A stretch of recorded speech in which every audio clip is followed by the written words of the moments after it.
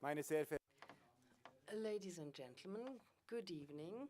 I am very pleased to greet you here at another panel discussion of the Open Forum Davos 2006. I am very pleased to see that we have a little more space and air this evening compared with the forum this afternoon. And I'm very glad also to note that the attention will not be riveted on prominent personalities or stars. I'd like to welcome you and give you some practical information, which is not only positive. There's a little change in the persons who were announced on this panel. 3 on the list will not be here this evening. I'd like to apologize for their absence. Rosemary Bear will not be with us this evening because she's come down with flu. She's bedridden, and she sends her sincerest apologies for her absence. So Mrs. Rosemary Bear will not be here.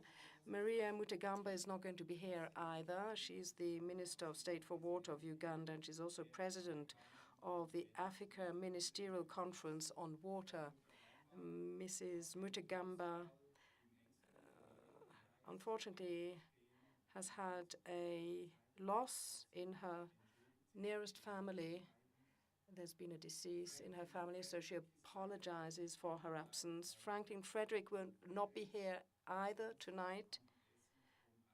And in this case, it was a political decision which was taken by Franklin Frederick, and we'll give you some explanations regarding this decision.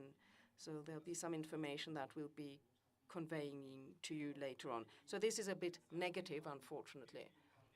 However, we've been able to find some excellent substitutes for the 3 absent members of the panel, and I would therefore like to thank those who have been able to step in right away. We have Ulrike Ebert from RWE Thames Water. She is an expert in water, and she will be, I'm sure, a very active participant on the panel regarding this discussion about water. But in any case, Ulrike Ebert had been planned to be a member of the panel right away from the beginning, as was Peter Brabeck. And I didn't know this, is probably the only person who has attended all of the Open Forum events, that is to say, those 4 events that have been organized. So thank you to Peter Brabeck for your presence. Groupies. Nancy Birdsall has stepped in. She comes from the United States. Thank you so much for your willingness to join us on this panel. She is the chairman or president, or chairwoman rather, Center for Global Development. She's an expert in all matters concerning the United States. She has also been a consultant for the World Bank, or worked at the World Bank. I did a lot of research on you, so I know everything about you, but we'll come back to that later on. She'll be able to give us a lot of information about the United States. We're very happy to have you here. Then Mina Mugabele also decided to step in at the last minute. I think you deserve a special round of applause as well. It's great that you have been able to come in so much at the last minute. Rufina Mugavele is the CEO, head of NEPAD. That is the new Partnership for African Development, or Africa's Development. That is an organization that works very hard for networking in Africa regarding development work. So we're looking forward very much to hear from you what your activities are, what your fields of specialties are. And I'm also very happy to have Christoph Stückelberger at my side, also a willingness of substituting. He's an ethicist, so this is going to be very interesting for us to hear his points of view. He is responsible for theology and ethics at the Swiss Federation of Protestant Churches of Switzerland, and we are very happy that you are with us today as well, Mr. Stückelberger. Wassereigentums- oder So, the title of the panel today, Water, Property or Human Right? I have had conversations about this topic in the last 24 hours in the corridors of the forum, and everyone seems to agree that water is going to be one of the main challenges of the 21st century, one of the most important challenges that we have to meet. It is the fight for blue gold, which is a title that water has been given. People and continents are going to decide what is to happen with water, which is so very important and essential for development, all kinds of development. So in the first 20 minutes of this panel, we will talk about who has to bear the responsibility of the scarcity of water. But depending on the sources, I don't want to bore you with figures, 1.4 or 1.2 million people today have no access to clean water. That's about a sixth of the world population. And of course, there's a rising tendency in these figures. So who bears the consequences for this scarcity, for this good, this substance which is becoming scarcer? So I'd like to turn to Mr. Mugabe first of all. He comes from Africa. He currently lives in South Africa, and he knows exactly what we're talking about here. Firmino Mugabe, please, you have the floor. Thank you, Chairperson, and good night to all the participants in this open forum. To me, it's a good opportunity to talk about one of the biggest problems in Africa. Africa is life. Without water, we don't have life. And in Africa, one of the big problems is food insecurity. It's also a lot of diseases. And if we could provide the clean water to Africans, 50% of the diseases, they will be wiped out. Just to have an idea, we have 850 million people in Africa, from which we have 600 million living in rural areas. They only drink that water from rivers without any treatment. And some of them, they have to walk 20 kilometers, 10 to go, 10 to come back, just to fetch water. About 80% of the time of the women is used to fetch water. In these 600 that are living in rural areas, 500 million are women, because most of the men, they migrate for big centers. And these 500 million people, most of them, they are in agriculture. In about 450 million, they are working in agriculture. In agriculture, again, they need water. We have 220 million people suffering chronic famine, hunger. Again, water is a key solution for production. So we see water in two areas. I will say water as a life, water for development. We have lots of good agroecological zones, but they cannot produce because we don't have irrigation systems. We have people, they are dying because of malaria, cholera, because they don't have clean water. So to participate in this meeting to me means to look for solutions, to do the partnership. The NEPAD, the New Partnership for Africa's Development, is a program of the African Union that is serving all the 54 countries. And the major objective is development, human development first. Then institutional development, because without putting our institutions, no way. To us, water is a right. It's more than property. Vielen Dank. Thank you. Thank you, Firmino Mugabe. Thank you very much. Nancy Birdsall, you come from a country from which one would, or in which one would believe that water is available in unlimited quantities. However, if you think of the last 3 years in California, one knows better. There are also some limitations. Even in the Western world, scarcity is becoming more and more pronounced. And who do you think is suffering most from this increasing lack of water and scarcity of water? Well, I want to start by saying I'm not an expert on the United States.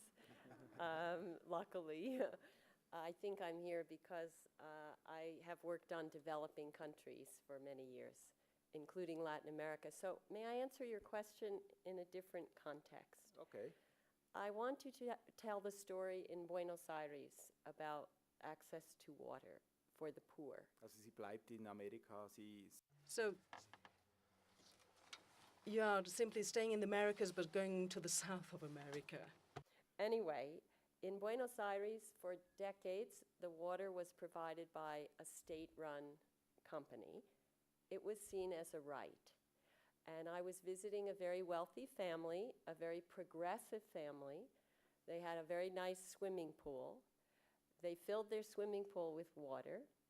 No one ever came to check the meter. The meter didn't work anyway. They decided they wanted to pay for the water. They begged to get a bill. They could never get a bill. In the slums, 3 kilometers away, were households with no public access to water. They had to buy water from trucks, which would drive around and sell the water as much as $5 a week for a household of 5 or 6 people, 4 or 5 people. Why? Because there was no connection, no pipes, no arrangements for the poor to have water. So we have a setting in which water was viewed as a right, which we can all agree upon. But water fundamentally was not scarce. It was not even California, where some farmers are getting big subsidies and some people are losing in how much they pay for water and some have not enough water. But this was not a matter of scarcity. This was a matter of a problem in the way the arrangement had been set up. In fact, what happened is that in the 90s, this company was privatized. A concession was made.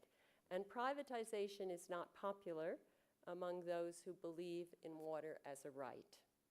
Genau, Yes, exactly. That is the topic that we'll be coming back to in the next part of the discussion. And I'm sure that will be the burning question tonight. I'd like to now go on to Ulrike Ebert. You are an expert in water networks. You work for a company, I'll give you some figures, that has 32,000 or manages 32,000 kilometers of water pipelines and 64,000 kilometers of sewage systems and networks, so she's really the expert. Now, you are more responsible for infrastructure in an area where most people have free access to water. But do you also think that there are underprivileged people in your area of the network who don't have? May I give my punchline? Also, ja, ich komme dann. Can I come back to you?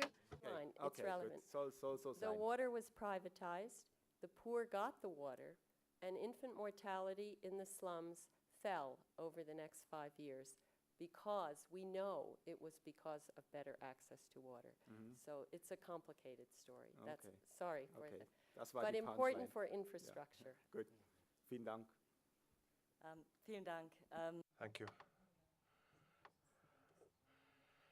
I'm very mistrustful of people who designate themselves as experts, but I'm sure you are a great expert on this question of water channels and sewage systems and so on. But Nancy has, in fact, tackled two of the most important aspects of this. And there's one I would like to comment on briefly. As a question of water resources, how are we dealing with our water resources, and the relationship with agriculture, agricultural use, the 70 or 80% of the total water use, the drinking water system use, or fresh water system. So we have to look at that very closely. And the second point that you raised was the question as to, both in urban and rural areas, how do we get better and more reliable drinking water and wastewater treatment and accesses? And the other question, of course, is the financing of infrastructure or that's what my enterprise does, also water resources, but in particular connections. We could be discussing. Well, there's a considerable difference there, which we've mentioned, which we're also going to have to tackle, and that is the management of water networks and the management of resources. But if you don't mind, could we come back to that later? The only other additional thing I want to say is,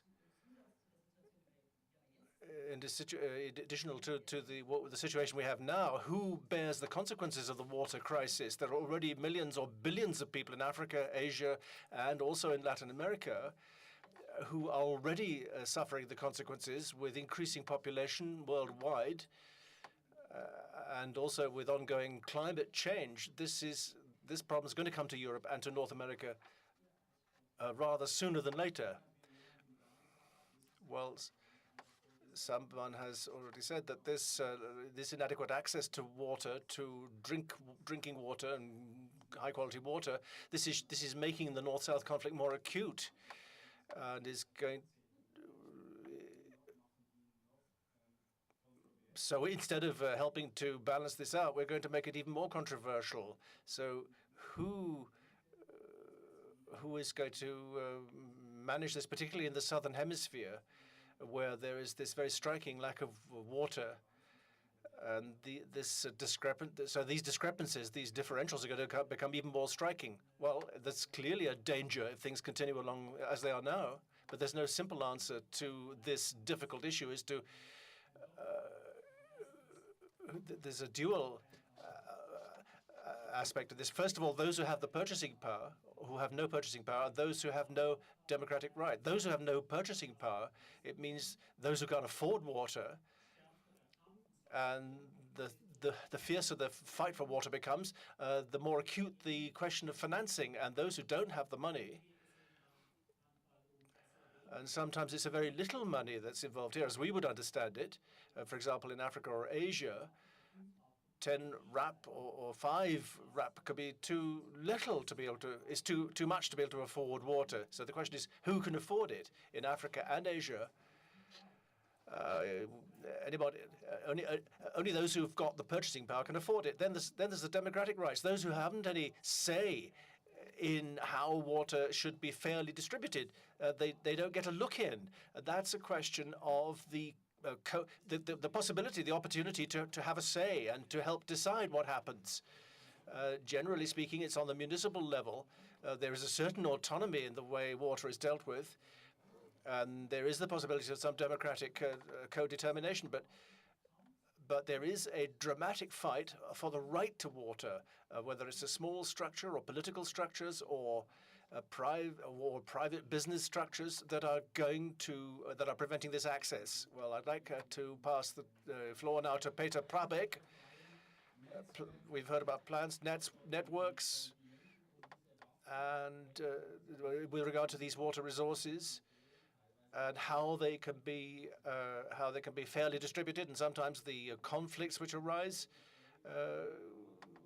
There are global players. You're a global player active in all continents. But where do you see this conflict becoming most acute? Population increase, water shortage, and can that also take a martial or warlike form? Well, we have to ask where it comes from, this water shortage. 70% of all fresh water is actually used in agriculture. 70%. That's a very important point. The second point to make is that industry uses about 10%. The last point is private households, and that's about also 10%. 10% of private households is water use. And we also need to think as to how we can control this. If you've got 70% of water consumption being in agriculture, then you have to you have water rights to water, and then you have responsibility for water, and that's an important aspect. If we look at the right to water, water rights in most countries, it's the case that the water rights, if you're a farmer, for example,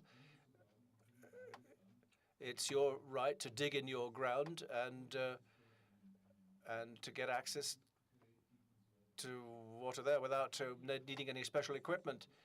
So 70% of the water supply is not being efficiently used, or most efficiently used. That's the biggest point. The biggest difference between agriculture in Israel, for example, as compared with water supply which uses open channels rather than closed pipes. Well, this would be a contribution to rendering the situation with water more acute. That's the first point. The second point, of course, is industry. Of course, we have to work along with them. Our industry, we're using 20%. All industries, that's to say, about 20% of water we are using. And here we must and we can reduce our water consumption. From 2000 to 2005, we have used 42% less water. And the last point is the 10% of water which is consumed by households. And then we come back to these two subjects which were mentioned earlier. We know today that in European countries, about 20% of water is lost through leaky water systems. In the developing countries, it's between 40 and 60% of water is lost. So if that alone, if we were to invest simply in that alone, release investment for that purpose in the infrastructure, and if that were properly dealt with, that would already go far towards solving a major problem.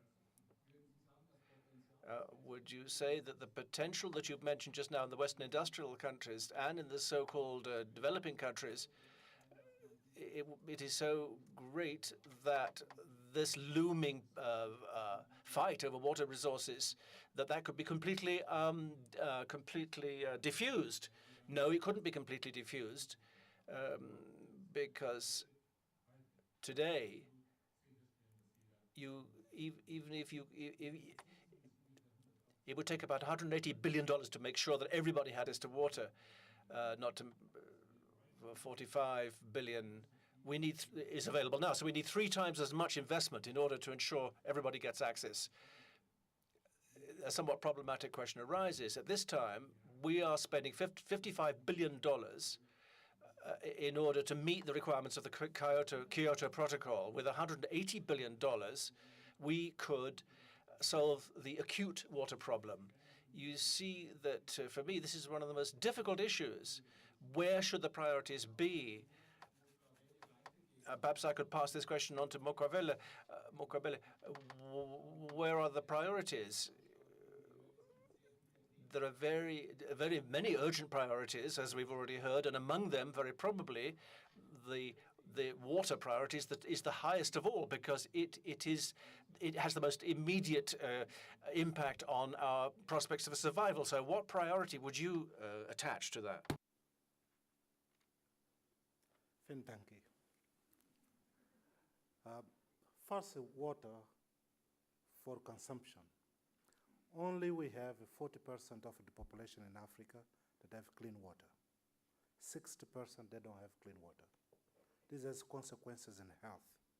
That's why if we want human resources that are productive, that they can go to school, children, and learn properly, and have capacity to develop mentally, water first. So water for consumption for us is a key, is right, is a must. That's why in our African Action Plan, we have there devoted 33 billion just to get the minimum requirements for water per year for the next 10 years. What we are getting now in that area, only 7 billion. So we're far away. Investment in water systems for consumption is key. That's why also, if you look in terms of the way the rural areas are, people are migrating to the cities. And in cities, sanitation is a problem. So we put together as number 2 in the cities, in the hospitals, in the big conglomerates of population, sanitation is number 2. Water and sanitation, we don't separate them. If I want to say, well, water, sanitation, and education, they comes together. Why education? Because we are not expecting that the state or someone come and put a system there. We have to teach people to filter water, prepare water in such a way they can consume. Gut, das haben wir gut verstanden. Yeah, we've understood that well. Development, Sie sind in einer Institution. You are active in an institution which necessarily is particularly concerned with this problem. Mr. Brabeck has mentioned a sum, an amount that would be necessary in order to cope with this water problem. He was quite specific. Could you make some comment on this order of magnitude as going forward to solving this water problem? Yes, the figure was Finden Sie 100. den Betrag relevant? Do you think that figure is relevant? Or do you see a more concrete approach? To make the discussion more interesting, let me say I think the figure is important, but it is only one piece. It is necessary. Maybe it's not 180 billion, maybe it's 140 billion, maybe it's 200 billion. But it is so far from sufficient that we think only about money. You asked what are the priorities, or Mr. Mukavele asked what are the priorities. I think the first priority is to assess, have an understanding of the role of government. Water is a public good. It's very difficult. It's not like apples and oranges, where the market at least takes some, through the market, there's some transactions and some assessment of demand and supply, and that leads to a price. Water, if it is not priced, the way I think of it is you don't have a price, the rich will get it for free, the poor will pay a lot. Now, so I don't think scarcity is the place to start the conversation. I think the place to start the conversation is creating some kind of accountability in local government, which you have in Western Europe, for organizing, for management, for setting up a public policy which allows and invites private investment. There will never be $180 billion in official donor money. Never, never. We have had the report of Come to Sue. We have had many reports, many donors talking and adding up figures. I would say forget it. Gut, It's in the hands of the governments to set up management and policy and accountability and attract private investment, and then subsidize the poor. Make sure that people who cannot afford it receive it through cross-subsidies, through pricing. It's a very huge challenge, policy and management, not just money. Ja, vielen Dank. Ich gehe rasch. Well, let me move quickly to the right side. Action needs to be taken on the local level so that visible progress can be made. Is that one way of tackling the water problem more effectively, so that we're not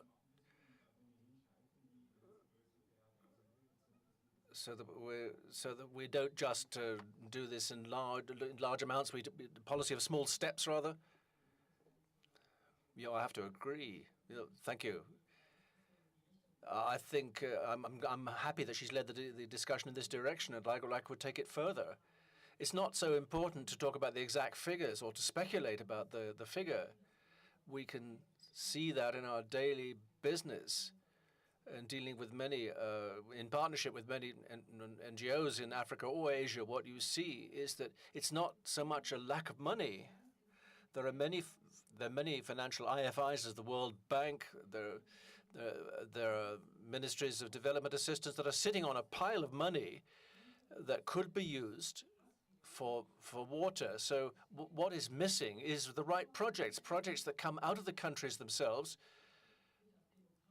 which are subject to some kind of democratic control, it being public money.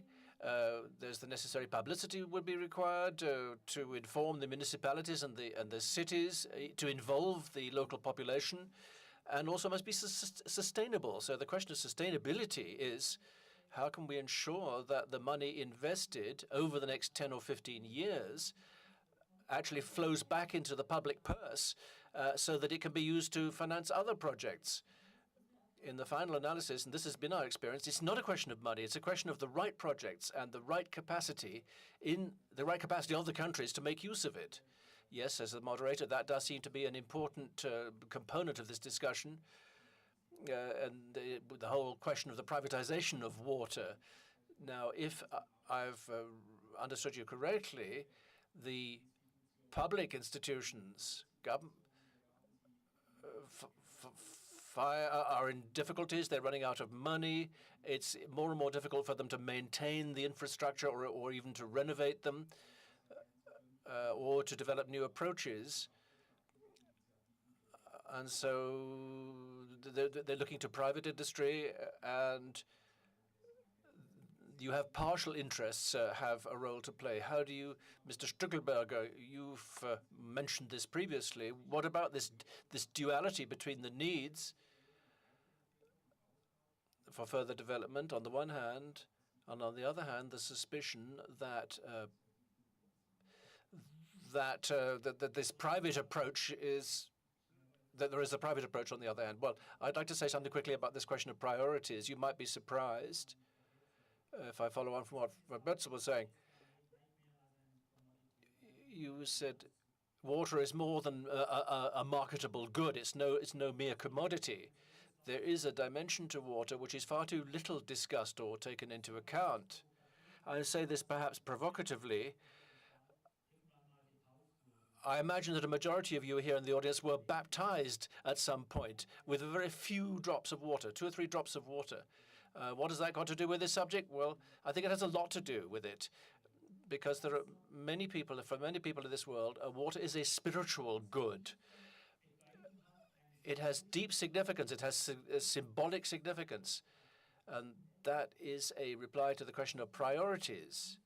And out of this deep religious significance, it follows clearly that water has an absolute priority. It has a very, very high importance. It has to do with life. Water is life, it has been said, in all its aspects. So it is more than a marketable commodity. It's more than a good, a commercial good. Here in Switzerland, there was an ecumenical water statement, water as a human right, that was published last year by the churches. Now, we should take the next step and say, what does that now mean? It means that water must be accessible to everyone. It mustn't be available only. Of course, it's economically important. There must be some economic and business machinery to ensure this. But before that, there's the question of respect, reverence, to use an old-fashioned word, if you like, reverence and respect for this good which belongs to all human beings. And that brings us onto the privatization question. Well, the moderator wishes to turn this question over to Mr. Brabeck. Water is a common good, part of the common weal. It has an absolute spiritual dimension, and everybody here, probably, everybody has important experiences with water every day of their lives, and there are 107 water locations. What about the ethical dimension that has just been raised by Mr. Stuttelberger? What do you think about that? As somebody who sells water, well, no problem with it. Quite the contrary. The ethical dimension of the Christian churches is one. I could actually raise an entirely different one. The Hindu and other religions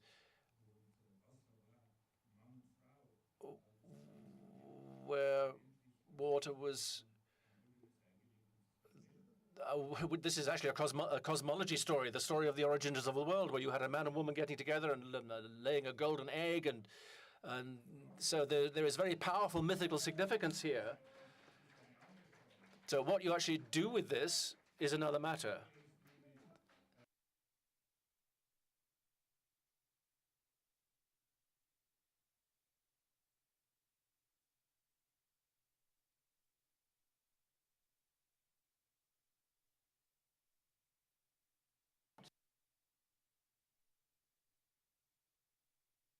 Also das heißt, dass im Prinzip hier in diesem So it has absolutely nothing to do with this problem. Now let me come once again back to what you were saying, and you were quite right. We all have the right, and we all need 5 liters of water a day in order to live. This is the problem. We need 50 liters of water to have a decent life, so that we can wash, we can clean our teeth, and so on. 50 liters a day just to have a decent life. But what we need, ladies and gentlemen, is 3,000 to 5,000 liters in order to produce the nutrition, the food that you eat every day. And we don't talk about that. We talk about the 5 liters. We're not talking about the 5,000 liters that are needed to produce your food. Each calorie, each kilocalorie that we eat requires 1 liter of water to produce it. So the average person needs 3,000 calories. So you're consuming that many, those thousands of liters indirectly through your nutrition. Now, in Europe, for example, we eat a lot of meat, and that increases it from 1 calorie. It increases it by an order of magnitude. It's 10 times as much.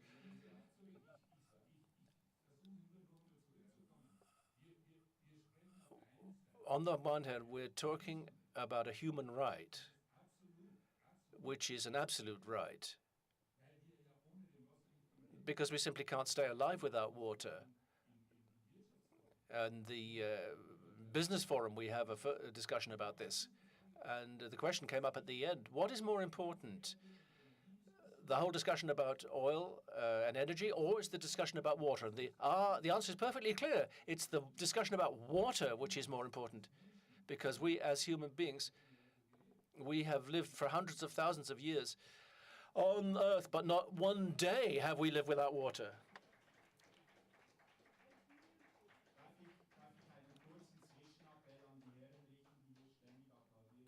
Could I appeal to those who are constantly applauding whenever Mr. Brabeck speaks? I wonder if you could hold it and come back with your questions as soon as I throw this discussion open to the floor. It's easier for us to understand the panelists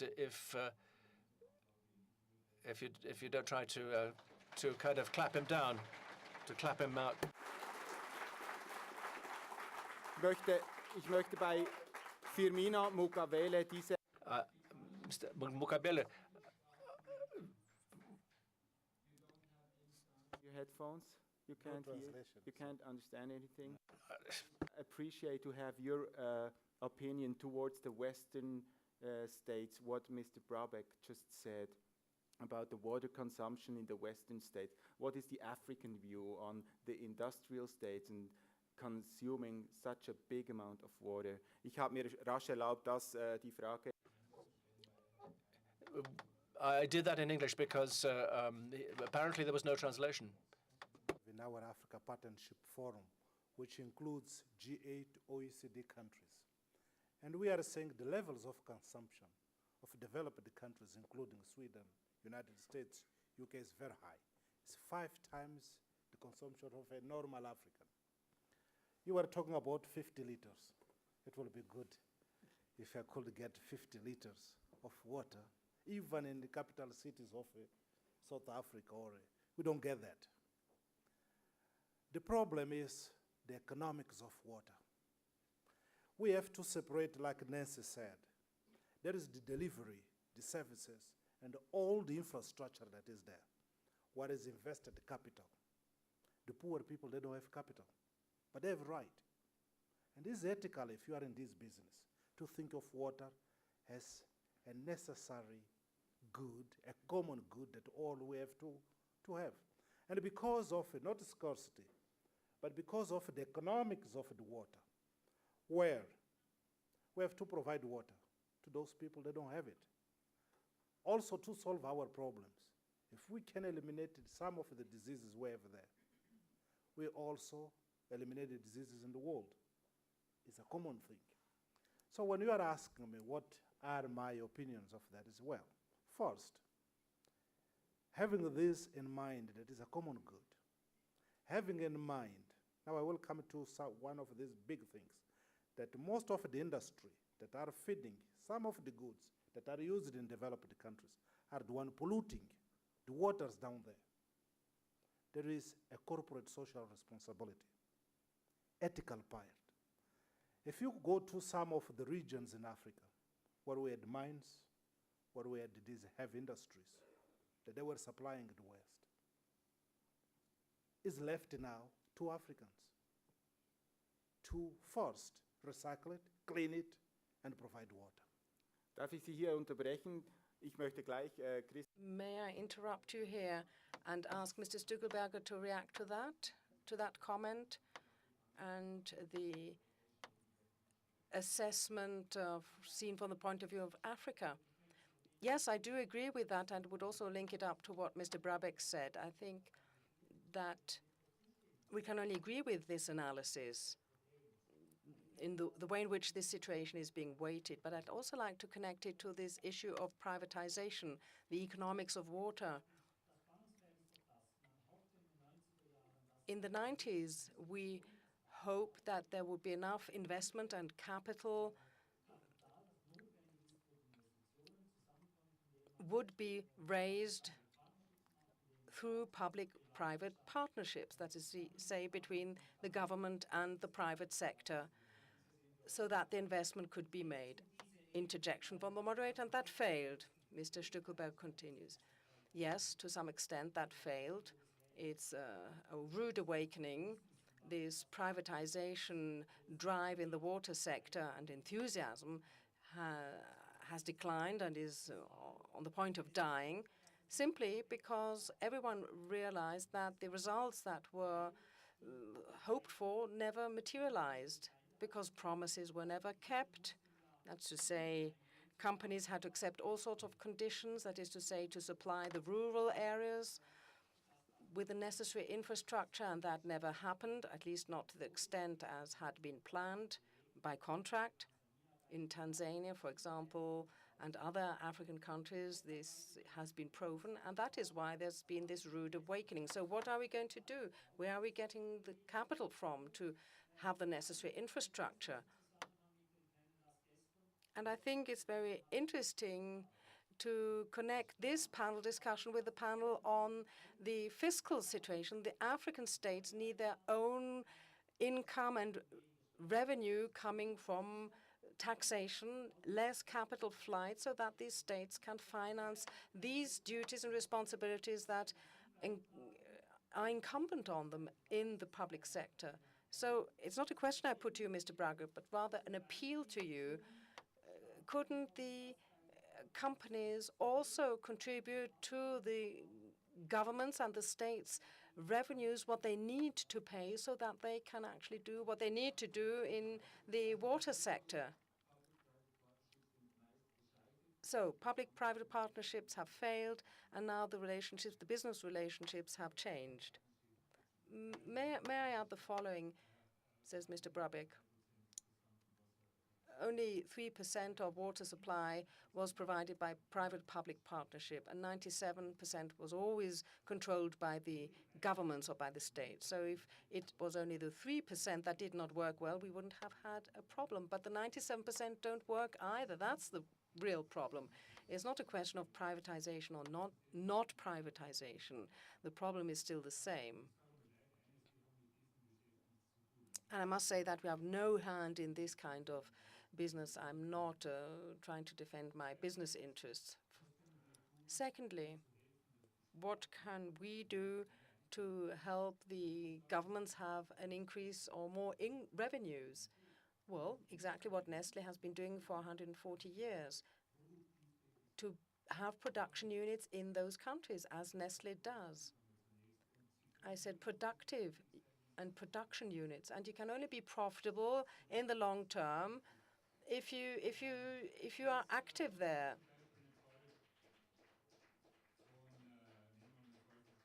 Let's take the case of South Africa and Mozambique. The first factory was opened there in 1921 when there was no question about environment or globalization. Now we have 26 such production units and factories in Africa, which all process the local raw materials and add value to them. And I can tell you that we pay our taxes there like everywhere else in the world. Question from the moderator.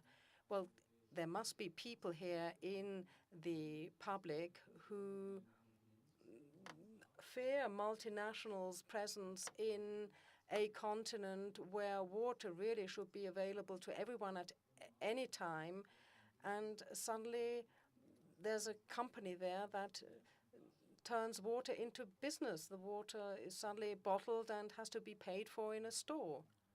Yes, of course I can understand that, says Mr. Brabeck. But where do we sell most of the bottled water? There where there's best water supply, not vice versa. We sell most water in Italy, in France, and the United States, and that's where you have the best water supply. And it's not true that poor water supply is equal to selling bottled water. If you don't have a well-functioning water supply, people are forced to buy the water from tankers, and they come with pails or canisters and get their water from these tanker lorries. And they don't even have the money to buy bottled water. And we are in Africa and doing business there because we have the raw materials there, like cocoa and coffee, which we process, and then we export this to the industrialized countries. 55% of Nescoffee is being produced in the industrialized countries and not in the developing countries. The moderator. I just would like to explain why Franklin Frederick is not here tonight. He is involved in a court case on water in Brazil, Mr. Stückelberger, and the lawsuit is about to start, and therefore he has been unable to come here tonight. According to the information that I was given, I assume that this is a court case which also involves Nestlé. Do you think you could give us some more details or information about this? Yes, that's correct. It doesn't only concern Nestlé, and it also concerns other companies, and maybe we could put a question to Thames Water later on regarding this issue. Of course, we can talk about water, but we have to understand that in many places in the world, water is a question of life and death. It is a real menace, a threat, a danger. In Brazil, it's a highly hot issue, political issue. A bishop has started a hunger strike because of water. The Lula government does, of course, want to do a lot. And this is a conflict that was already discussed 2 years ago at the Open Forum in São Lourenço in Brazil. where there is a water source that belongs to Nestlé, and there is a legal dispute about this water source, which has been going on since 1999. Well, is the dispute about who is the owner of the water source, the spring? Well, it belongs to Nestlé, but for environmental reasons, it has been polluted. I don't think we should go into the details here. But let me just say there is a legal dispute about this spring, and Mr. Franklin said that because there's going to be a further hearing in court, it will be very difficult for him to come to this panel, also because he is in the party that is suing Nestlé. I'd just like to touch upon something that is not discussed sufficiently. Because water is so very essential and vital, it is a question of a power struggle. Of course, we can talk about it and discuss it, but when you think of the people in the field, it becomes a very dangerous discussion.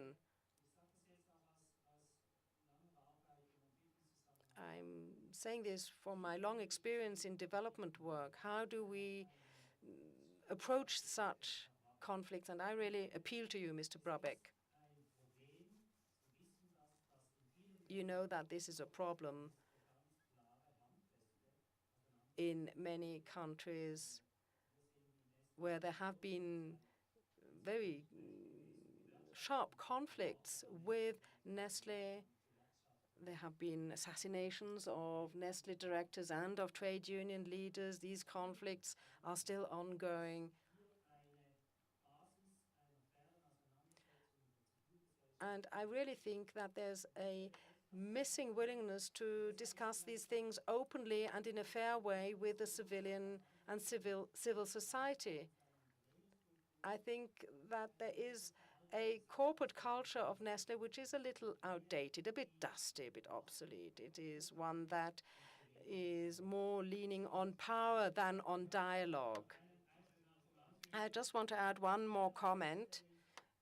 I'm simply taking note of the fact that with this appeal to you, I would very much like to see Nestlé try and solve these conflicts in dialogue with the civil society. It is a good solution. It would be a challenge for you that you could take on also in the water sector, so that if you were to concentrate a little more on a dialogue with those who criticize you and not try and rely so much on lobbying the governments and lobbying against trade unions and NGOs, and to try and maintain your position in this way. Yes, that's very clear, says the moderator. Thank you very much. This because it's very important to us. Eine Ergänzung, bitte. Yeah, because in Africa, one of the things we think about is that the next wars will be because of water, in several reasons, because of industrial use, because of agriculture, because of scarcity, floods, and also droughts. We have created within the NEPAD framework a water discussion dialogue where we have in 5 sub-regions entities to deal with water for all the uses. It's really very important.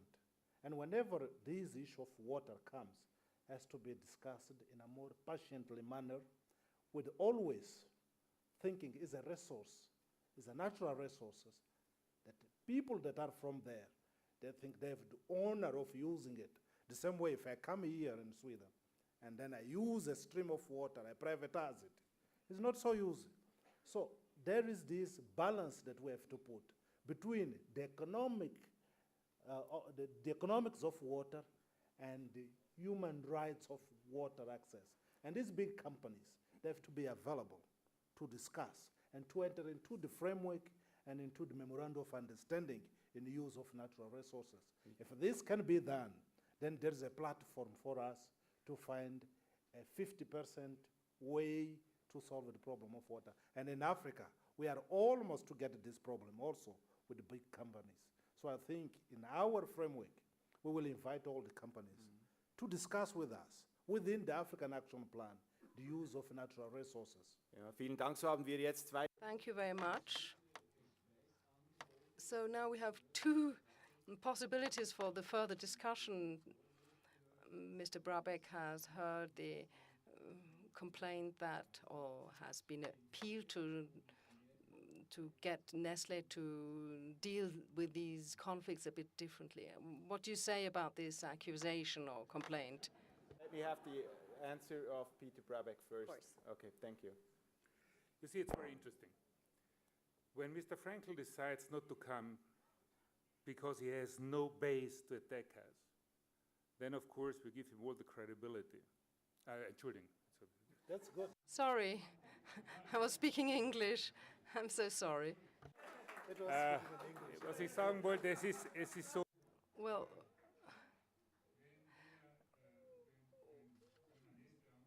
when you attack Nestlé, then you automatically have credibility as the attacker. I'm being told that I'm not willing to enter into dialogue or discussion, and yet you say that I'm the only one who's been here at the Open Forum since it was created. I've been accused as a murderer, as an assassin, but I'm here again. I've been invited again, and I'm being told I'm not willing to discuss matters. If you remember, on the 22nd of December 2002, Oxfam accused us in a very unfair way. We got together with Oxfam, and in 2003, we solved the problem, the water problem in Ethiopia, together with Oxfam and the UNHCR. And now the refugee camps are not being supplied with water. Well, what about the future, Mr. Brabeck? Femina Mukawele has also made a very fair offer, hasn't he? So what about Nestlé's point of view, since you are the chairman of the board and the general manager of Nestlé? What do you think about this? Well, what do you mean by being more willing to discussion? As you leave the room, you will find this document laid out on the table concerning the compact, how we implement it and what we do. Yes, let me hold it up to you. It's lying on the table outside, and you can pick it up. You will find Echolink in Africa. In South Africa, we do something for the poorest in the rural areas, the agricultural population. We help them to have reserves, water reserves, and to have their own little gardens. And in other parts of the world, we also help build wells in the agricultural areas. And actually, we do these in the agricultural schools, because there we can ensure that the children are taught properly by the teachers how to drill and build these wells, and then also protect them. Because if they don't have the right instructions, then these wells are destroyed very quickly. It also gives us the opportunity to teach these children how important water is and what a precious good it is. So you have all the detailed information of what Nestlé is doing in this document. But to come back to the question of the NGOs, I'm a member of the foundation board of the Red Cross. I myself, I personally, with my own money, help build agricultural schools in Venezuela. So to say that we are not willing to enter into a dialogue, not willing to work with NGO is just a prejudice. It's not the case. Well, may I respond to that very quickly? I acknowledge that, says Mr. Stückelberg, and I have also inspected some of these projects, and it's very praiseworthy. In Brazil, you have set up some social projects together with Lula, the head of state of Brazil. All that is very positive. But we also know that you are doing lobbying, a lot of lobbying, with the governments and against NGOs. You're also lobbying against churches.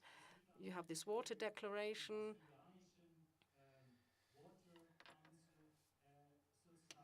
And then you talk badly about NGOs at the Brazilian Water Council, or in Switzerland when there's a multi-watch panel. You may like it or not. I'm not judging it.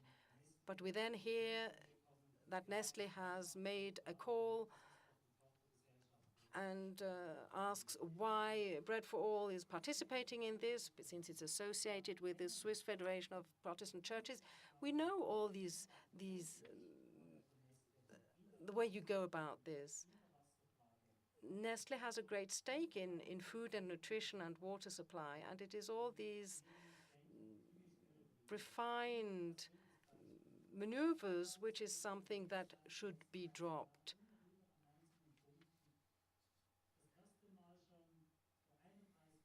For the first time, when I was still a very insignificant, unknown student, 31 years ago, in Nairobi, I had my first contact with Nestlé on infant milk. When I left the lecture at the university, an African introduced himself to me and said he was a leading manager of Nestlé in East Africa. And within 3 hours, Nestlé had found out that I had had that conversation at that hospital in Nairobi, and I was intercepted by this employee of Nestlé. It was a friendly conversation, but it just shows the power. And I think most people find it very difficult to accept this kind of attitude or these attitudes. So in addition to all the very good and fair acts and actions that Nestlé undertakes, there are all these other things. The moderator. I'm sure that these questions will be picked up again once we have a discussion with the public here. But there are two further questions that I would like to raise here, two important questions. It has been said that these public-private partnerships have failed. They are not successful. They have no good effect. And Mr. Brabeck has also said that neither the public nor public-private partnerships are the right solution. Would you like to comment that, Mrs. Ebert? What do we need? What kind of solutions should we opt for so that we have a better situation? I don't know whether you feel the same thing, but my head is spinning listening to this discussion, and I would like to come back to the three essential points of this discussion, which are perhaps not interlinked. First of all, we spoke about the scarcity of the global water supplies and resources, which is a global problem which concerns everyone, the governments. And my colleague from NEPAD said that this is really a problem that has to be resolved by the governments. It's a question of life and death, and it is the source of conflict. So globally, we have to see also what is the influence of the climate change. Is this not only something that affects Asia and Africa, it also affects Europe? And secondly, the 2.5 billion people worldwide who have no access to safe drinking water or even basic sewage systems.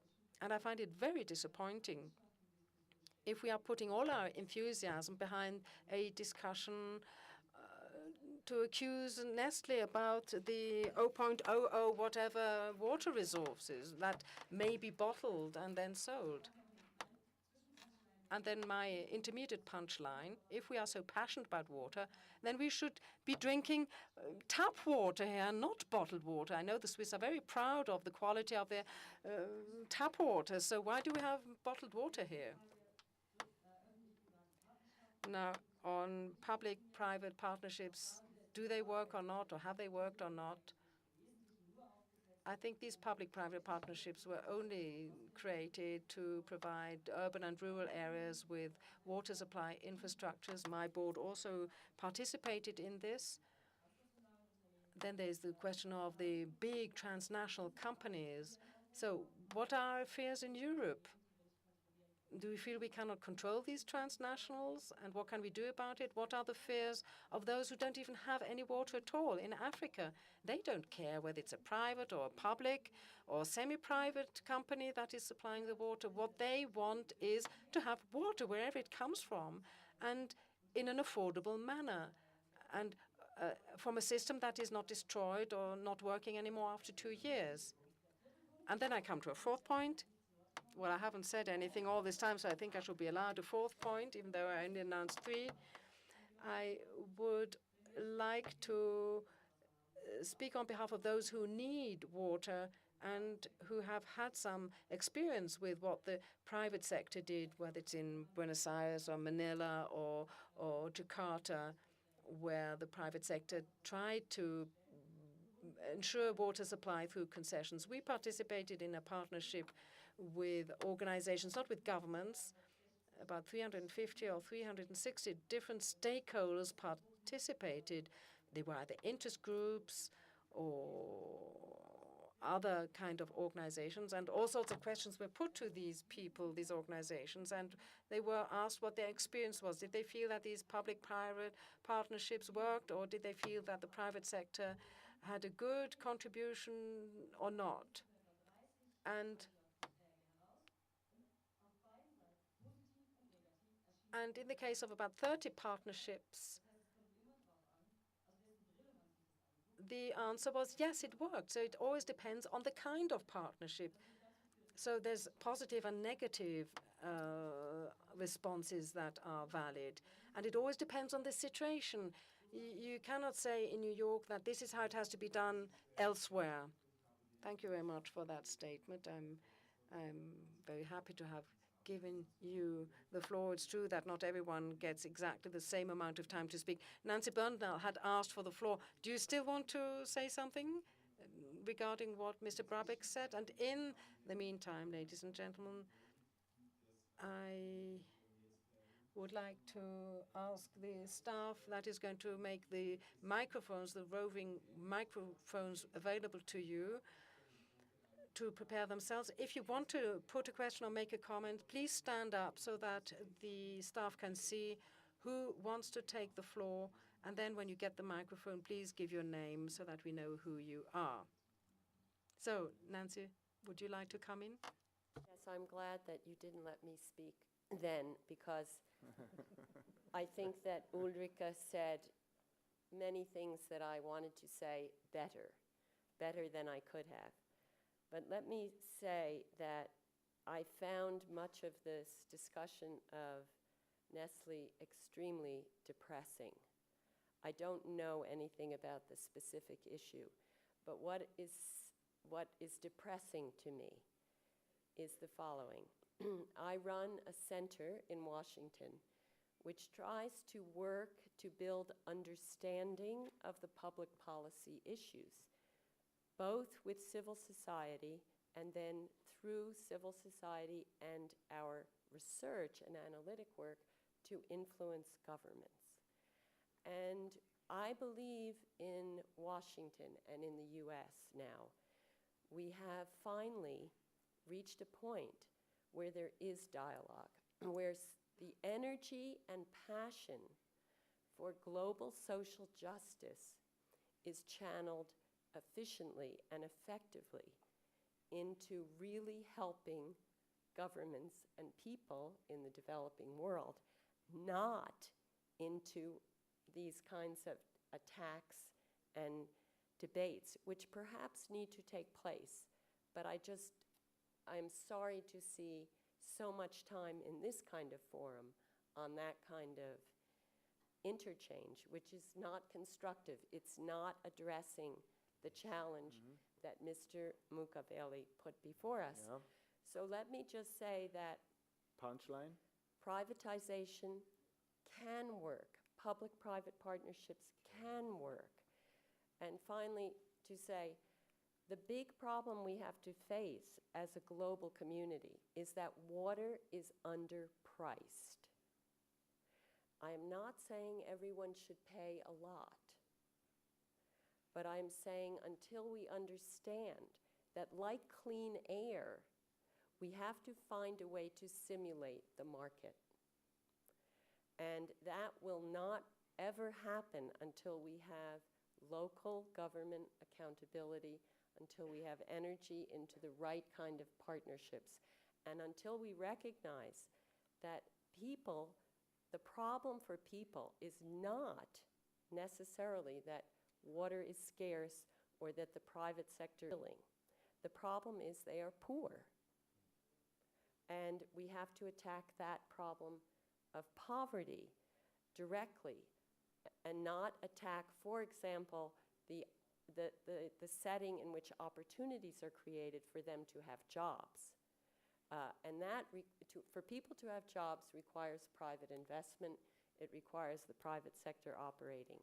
So I go back to what Mr. Mukoveli said and what Ulrika said, that I hope that people here feel you have the beginnings of more understanding of how complicated and difficult this situation is, what a challenge it is, because water is not anywhere in the world priced adequately. And when it's not priced, the rich are the first in line and the poor are at the back of the line. Gut, vielen Dank, Nancy. Thank you, Nancy, for that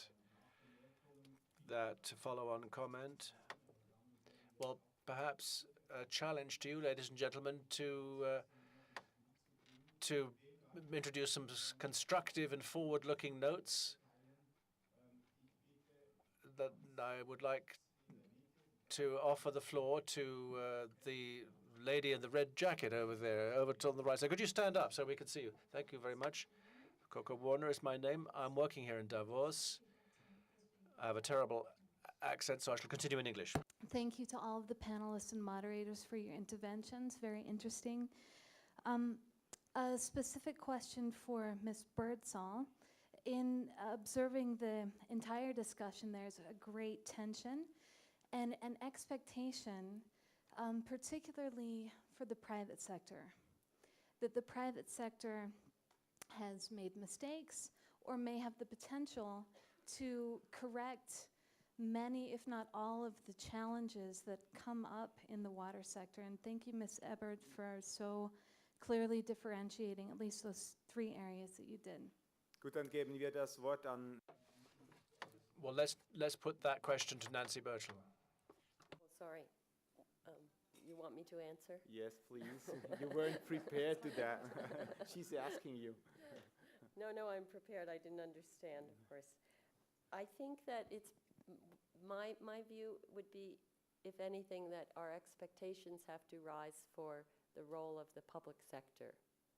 That it is the state and municipal and local governments that need to set the environment, the policy environment in which the private sector will feel that it can invest and receive some return that is appropriate to the investment. And that, for example, if the private company is investing in a water system, it will be able to charge, not charge everyone necessarily, but it will be able to have a system of tariffs that allows it to recover its investment and allows it to then, through that recovery, have the resources to expand its investment. But it's a public policy. The private sector cannot operate well, I don't think, in an area like water without the right public policy setting. Vielen Dank, Ulrike Ebert. Thank you. Ulrike, would you like to add to that answer?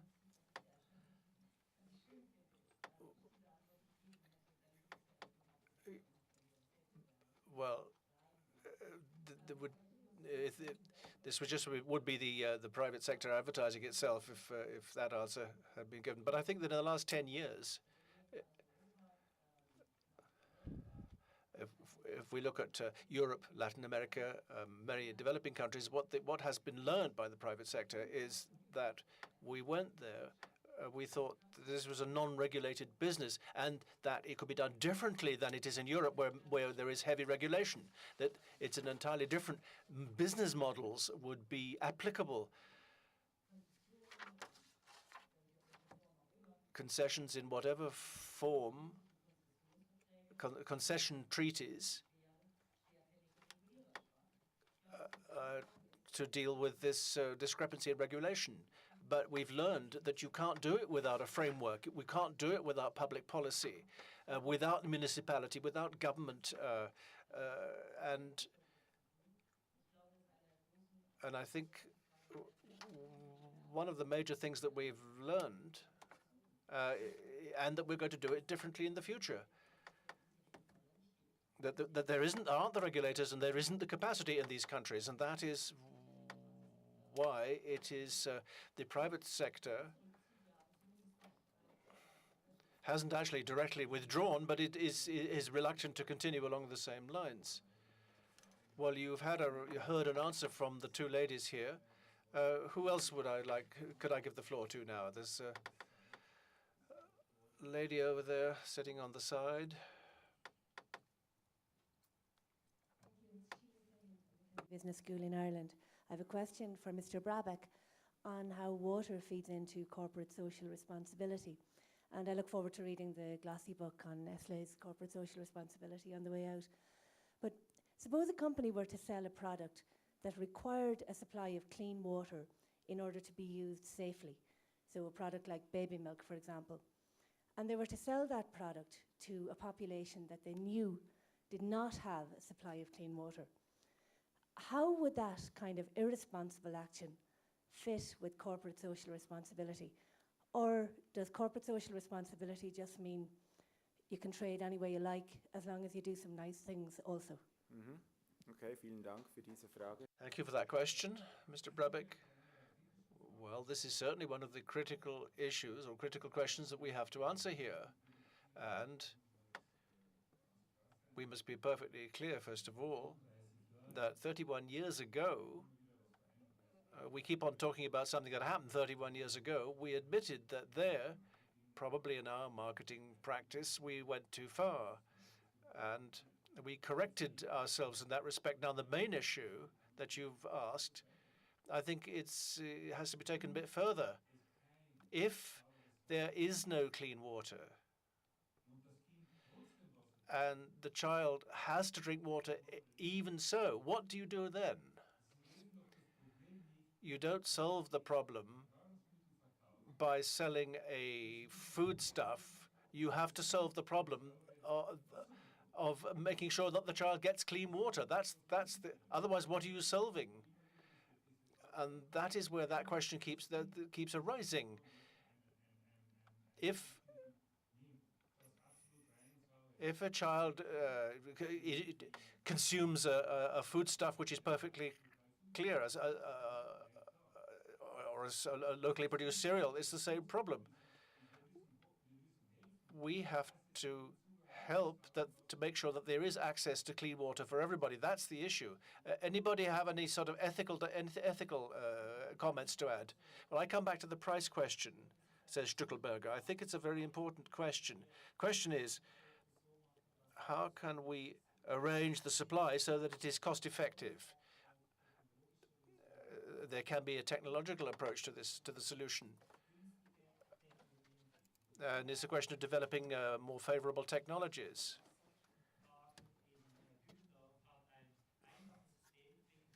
A simple system was developed somewhere which was long tested to cleanse drinking water. This is a simple bottle which is painted black or made plastic.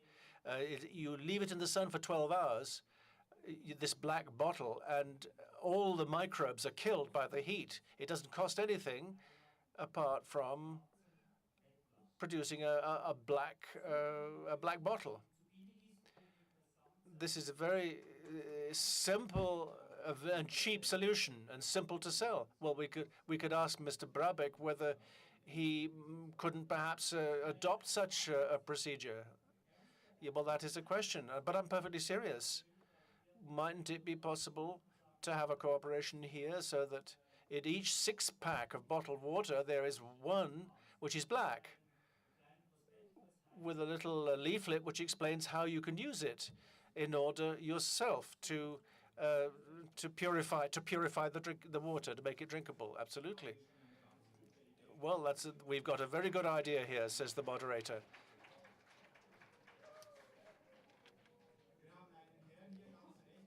We have a gentleman over to the right in the red tie. You have Thomas Hermann from Interest.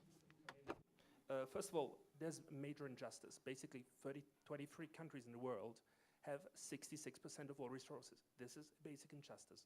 My question goes on your concept of water wars. Basically, that was a concept which was fashionable in the 90s, but we have no example of that. And for example, in Jordan Basin, it was avoided by what was called virtual water. Basically, Arab countries importing wheat and things like that, which were water intensive, whereas Israel was using high technology to produce with little water. Do you think that that would be a solution for NEPAD? And for example, exporting and removing trade barriers? Already we have that happening. In Lesotho, and mountains, they have sources of water. And down in South Africa in the south, they don't have water. South Africa has technology. Went up there, cleaned water, provided the system they are using, and transport water down. We have the cases in Malawi and Mozambique also is happening. The most important thing is to have common solutions. You see, the way we put the question of water, I would like to take this advantage to address the other two questions. The private sector have made a mistake. What is happening in Africa? In Africa, really, some of the public-private partnership, they were not well done. First, because the structure of the cost in water supply was not correct. And this, sometimes not recognizing it, is when you go in problems. When you pay a price of water, what you are paying? Are you paying the liquid, or you are paying the transaction costs and all this of packaging water? So in Africa, we're approaching this question differently. We don't want to talk about failure or success. We want to talk about appropriate measure needed for water. You see, we have 500 million people without access to clean water. This is a big problem. And that's why we have so many diseases. So the question should be how we provide clean water. That bottle system won't work. We need what we call water supply systems, where we involve municipalities, where we involve chiefs, and we involve companies in partnership. That's why we have a NEPAD we call New Partnership for Africa's Development. If we study very well, water is not a problem. We have so many rivers. We have so many dams, but infrastructure is not there. The companies that they were created in Africa in 1900s, they didn't have this principle of corporate social responsibility.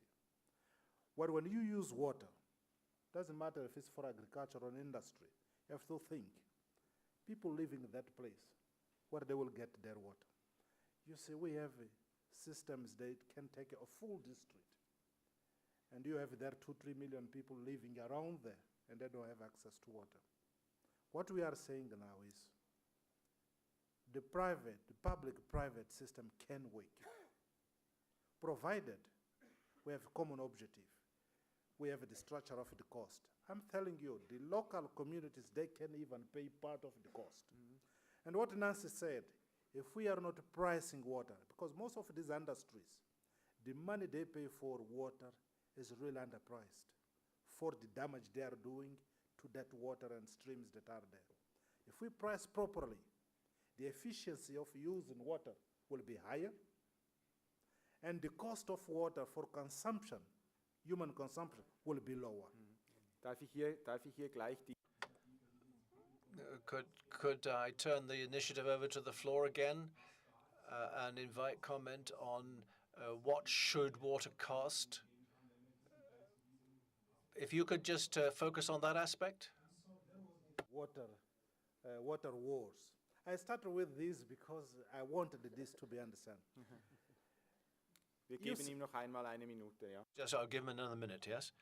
Water is not a scarce resource. Clean water is a scarce commodity. We have to put it right. The technologies are there, but these patent things doesn't allow us to use all the technologies are there. So one issue we have here, the war of waters has to do with the technology and with these property rights, because we can manage water properly, provided the technology is given to Africans, to those countries, for us to manage it. We will have water for ourselves, for all uses, and to export it to Europe like it's doing Morocco's or like Algeria. They are already exporting water. We have to share technology. We have to release a little bit of knowledge that we have already to be used without paying these huge monies. So what we have to do, I think this panel can contribute for us to have these patents and technologies available to use the resources that we have there in a more cheaper way. And even we have economic comparative advantage of use of those waters. The money that it takes to clean water in Mozambique is 1/10 of the money you might need to clean water here. Ja, vielen Dank für Mino Mukavele für diese. Well, thank you very much for those comments. Well, could I very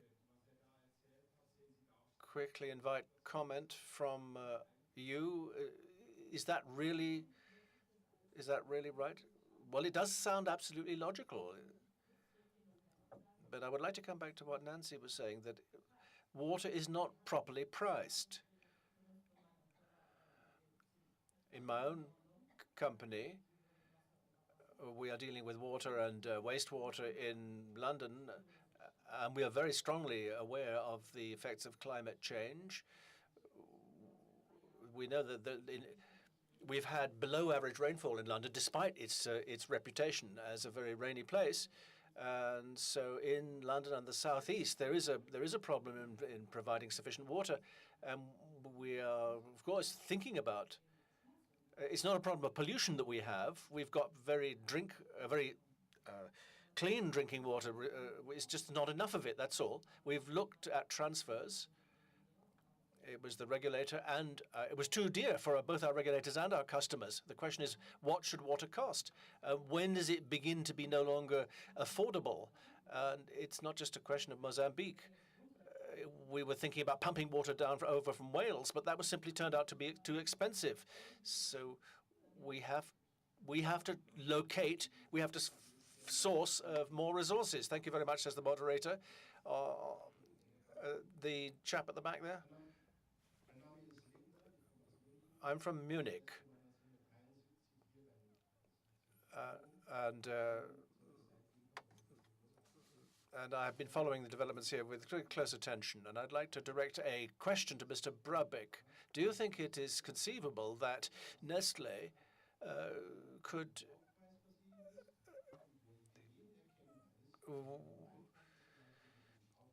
where Wir können uns das vorstellen. Wir haben gerade. Yes, I can imagine that. This year, in fact, we did bring a product to market like that in England, and it was a fair trade coffee. It costs about 30 or 40% more, but together with the Fair Trade Association and Oxfam, on the one hand, and with San Salvador farmers on the other, and there was a markup of about 30 or 40. So that's 120 cents minimum per kilo for the producers, for the farmers. So that's an example. And they realize that your people realize that it costs something to deliver. Bitte weitere. Further questions, please? Ja. Also wenn man ihn Well, listening to you, one could get the impression that Mr. Brabeck or others are honestly interested in providing access to to water for as many people as possible in the world. I don't think that is the case. I think that your actual priority is profit first and foremost, and therefore I would like to follow on this question about price. The profit, of course, to satisfy your shareholders, Nestlé. It is thanks to the water problem. They have enormously increased their profits.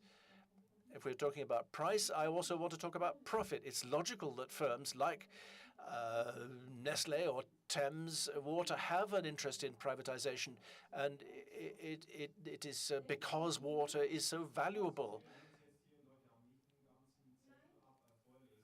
Well, we don't want to hear a whole lecture. Do you have a question to put to us? Well, would you allow me to finish, please? Says the speaker.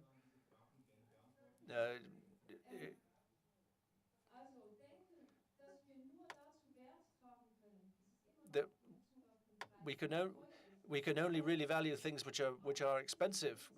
We have to think about the importance of water to life. It is not a commodity. Water is a right. It is a human right, and the example of São Lorenzo, the people there, for thousands of years, they dealt with their water very effectively. Then Nestlé came in and privatized the water, and things are going wrong. We don't need this from Nestlé. And let's not forget, it is profit. It is profit which is the issue here. Well, that wasn't a question, that was a statement. We can take note of what you said. Could I invite further contributions? The microphone is available to you. My name is Meyer. Well, we know there's not enough water for everyone, and we need billions that have to be invested in the networks, the supply networks. But why aren't billions also being invested to desalinate salt water to turn it into drinking water? Because there's enough water on this globe, on this planet. It just has to be made potable. It has to be made appropriate. So why do we not invest more in this kind of installations? What you told us about this bottle, Mr. Stügelberger, you don't need to have a black bottle. That's just one device, but it's much more important. So why don't we invest much more in research? May I pick up on this question and pass it on to Ulrike Ebert? This matter of countries which have coastlines, this has already given rise to some discussion. Why does one not desalinate the seawater? Well, it is done. A lot has been done in Spain, in the south of Spain. That is being done as an alternative. There's a major diversion of Spanish rivers. There's a good deal of investment there. Israel is also a good example, which needs to be looked at more closely. There's more groundwater available. Desalination, of course, requires a great deal of energy, and particularly electricity, in order to use the Moser process. And this energy, in general, of course, as is so often the case, is generated from fossil fuels, from oil and coal. And of course, it brings us back round full circle.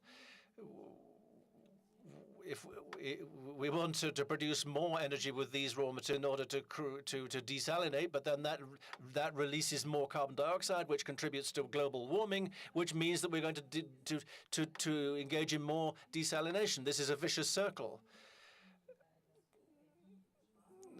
We need technologies which would be perhaps more energy saving for desalination, but then that would make it more expensive than if we were to look more closely at water, at more efficient use of water, and less polluting for the environment. Thank you very much for that explanation. Mr. Stückelberger, do you have something to add?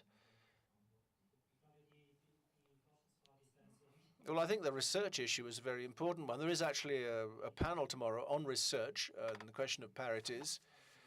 I think that the initial question that which we asked, how can we set the correct priorities? This is a question of values. What values do we attach to these fundamental rights, right to water, right to food, and they should be at the top of our priority list.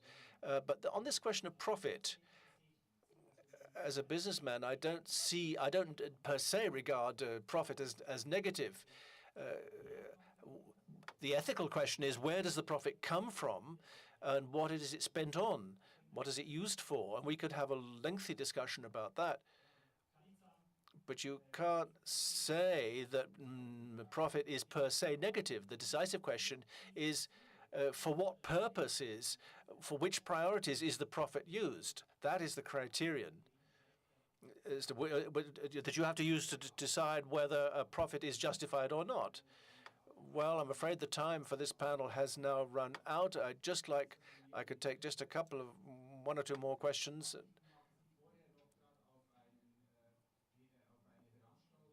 I would just like to draw your attention to an event that is to take place where further discussion could take place on the subject. And outside in the lobby, you'll find details of these events. There's going to be an additional discussion Peter Brabeck is unable to be present because he is already booked for the next event, but his deputy will be there. Now, one more question from the audience. I'm from Davos. We have the good fortune that we still have sufficient water. 41. Now, I have a question. Is it a town-country problem? And this is to Frau Ebert. Is it more favorable to produce water or use water in the town than it is in the country? And is there a vacuum there? If a village which is supplying water to the town, could they perhaps barter 20 kilos of potatoes against 20 liters of fresh water? Is it a town-country problem? Well, yes, but not necessarily along the lines you have described it. But in reality, it is the case that water supply in towns is easier, more favorable, because you've got a greater population density, where you've got in the country it's more spread out. You've got to pump greater distances and so on.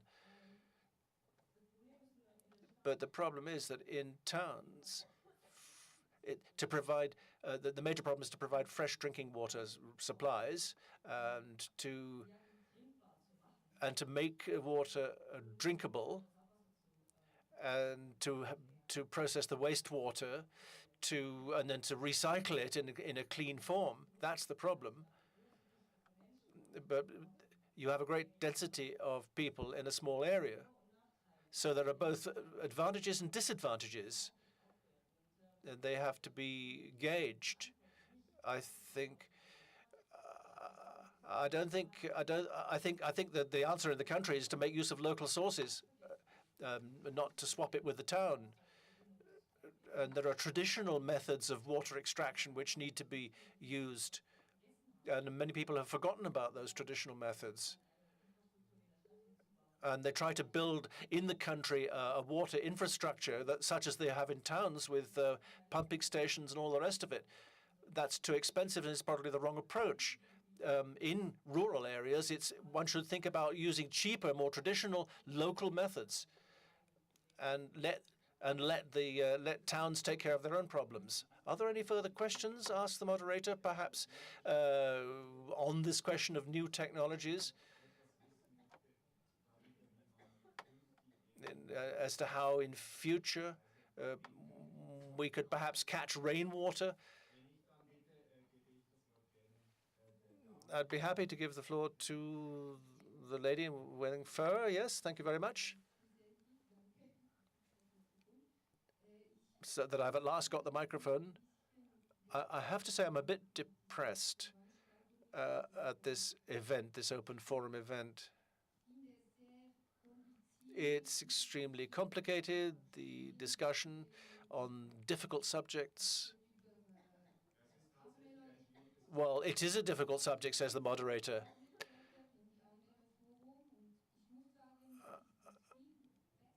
And I think it's better in another forum.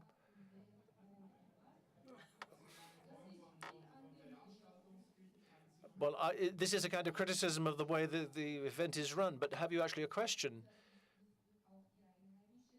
Yes, reference has been made to indigenous methods.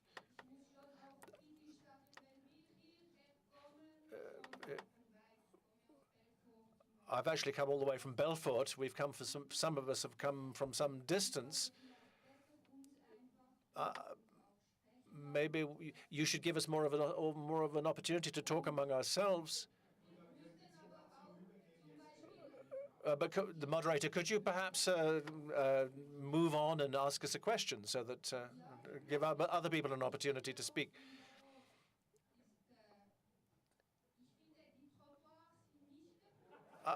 In Davos, the pavements are not cleaned. The streets are dirty, and also the things aren't so good in the hotel either. Thank you very much for those remarks.